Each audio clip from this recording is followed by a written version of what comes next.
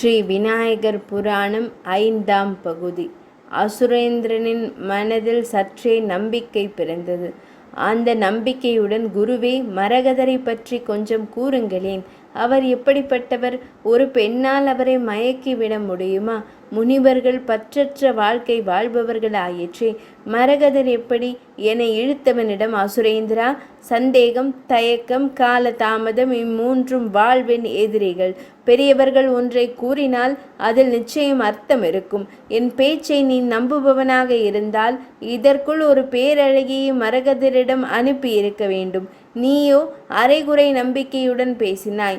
நம்பிக்கை இல்லாதவனுக்கு கூட ஒருவேளை வெற்றி கிடைத்துவிடும். ஏனெனில் அவன் அந்த நம்பிக்கையின்மையிலாவது உறுதியுடன் இருக்கிறான். அரைகுறை நம்பிக்கை ஆபத்தானது என்றதும் சுக்ராச்சாரியாரிடம் மன்னிப்பு கேட்ட அசுரேந்திரன் மரகத முனிவரிடம் ஒரு அழகியை அனுப்புவதாக கூறிவிட்டு வெளியேறினான். அசுர குலத்திலேயே பேரழகி ஒருத்தியை தேடும் படலம் ஆரம்பித்தது. அப்போது அமைச்சர் ஒருவர், அரசே, நம் தேசத்தில் எனக்கு தெரிந்து மாபெரும் பேரழகி ஒருத்தி இருக்கிறாள். இரும்பை மட்டுமே காந்தம் ஈர்க்கும். ஆனால் அந்த காந்தத்தையே ஈர்த்துவிடும் அவளது கண்கள். உதடுகளை கண்டால் வெட்டிய சிவந்த கொய்யா கனிகள் வெட்கத்தில் மீண்டும் ஒட்டி கொள்ளும். ரோஜா மலர்கள் அவளது கன்னத்தில் சிவப்பழகு காண பிடிக்காமல் முகத்தை திருப்பிக் கொள்ளும். இப்படி அவளது அழகை வர்ணித்து கொண்டே போகலாம். விஸ்வாமித்திரரை தன் பிடிக்குள் ஈர்த்த மேனகையை விட 500 மடங்கு அழகில் உயர்ந்தவள் அவள். அவளை மட்டும் மரகத முனிவரிடம் அனுப்பிவிட்டால் இவ்வுலகில் அசுரர்களின் ஆட்சி முடிவற்றதாக இருக்கும் என்றார். அசுரேந்திரன் மிகுந்த மகிழ்ச்சியடைந்தான். யார் அவள்? பெயர் என்ன? எங்கிருக்கிறாள்? அவளை உடனே என் முன் நிறுத்துங்கள் என்றதும், அரசே, எள் என்று தாங்கள் கூறினால் எண்ணெயுடன் வந்து நிற்பவர்கள் உங்கள் சேவகர்களான நாங்கள். இதோ அந்த மாணிக்கம் என்று திரை மறைவில் நின்ற ஒரு பெண்ணை அழைத்து வந்தார் அமைச்சர். அவள் வெட்கம் ததும்ப அசுரேந்திரன் முன்னால் நின்றாள். அசுரேந்திரனே ஒரு கணம் திகைத்து விட்டான்.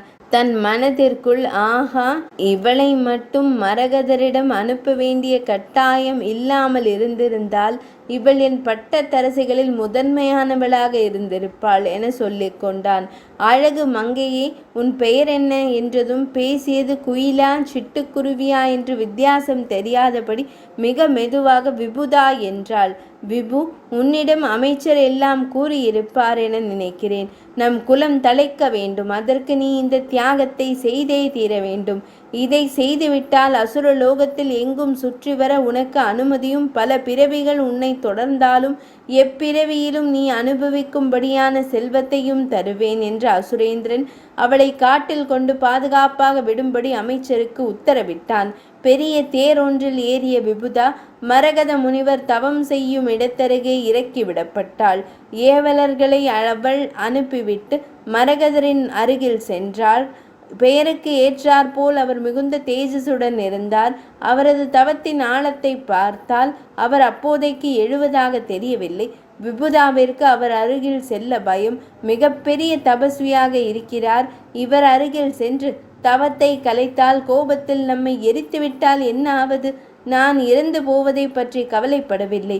இப்படிப்பட்ட தபஸ்விகளால் மரணித்தால் முக்தியே கிடைக்கும்.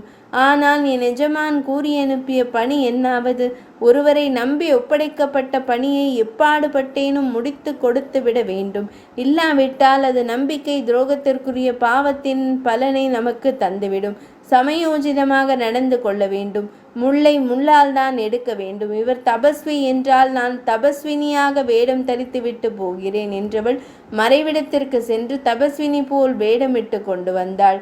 முனிவரே, நான் கொண்ட கடமையில் தவறாதவள் என்பது உண்மையானால் நிச்சயம் உம்மை அடைந்தே தீருவேன் என்றவள் முனிவரின் அருகில் அமர்ந்து தியானத்தில் ஆழ்ந்தாள். ஒரு கட்டத்தில் அவளது தியானம் தவமாக மாறிவிட மரகத முனிவரை அடைய வேண்டும் என்ற கோரிக்கையை அவரிடமே சமர்ப்பித்து அவரை மனதில் உறுதியாக எண்ணி தவத்தை வலுப்படுத்தினாள். பல ஆண்டுகள் உருண்டோடின. அவளது தேகம் மெலிந்து விட்டது. தவத்தின் காரணமாக ஒரு முறை அவளது உடலில் இருந்து எழுந்த வெப்பம் மரகதரின் தவத்தை கலைத்தது. அவர் தவம் கலைந்து எழுந்தார். அருகில் இருக்கும் பெண்ணை அவர் கவனிக்கவில்லை. அதற்கு பதிலாக ஒரு ஆண் யானையையும் பெண் யானையும் சற்று தூரத்தில் குதூகலமாக இருப்பதை பார்த்தார். இதை பார்த்த உடனேயே விதி பயன் அவரை துரத்தியது. ஆண்டவன் நம் தலையில் எழுதியதை மாற்ற முடியாது. எந்த நேரத்தில் என்ன நடக்க வேண்டுமென எழுதியிருக்கிறாரோ அது நடந்தே தீரும். இந்த எழுத்தெல்லாம் முன்வினை பயனின் காரணமாக எழுதப்படுபவை. அந்த காட்சியை பார்த்த அவரது உள்ளத்தில் மோக உணர்வு ஆக்கிரமித்தது. அந்த உணர்வு ஏற்பட்டதுமே அதுவரை செய்த தவத்தின் சக்தி குறைந்தது. தன் உணர்வுகளுக்கு வடிகாலை எப்படி தேடுவது என்று சுற்றும் முற்றும் நோட்டமிட்ட போது தன் அருகே ஒரு அழகு பெட்டகம் அமர்ந்திருந்ததை பார்த்தார் மரகத முனிவர். பெருமூச்சுடன் அவளை அவர் நெருங்கினார். 5ஆம் பகுதி நிறைவடைந்தது.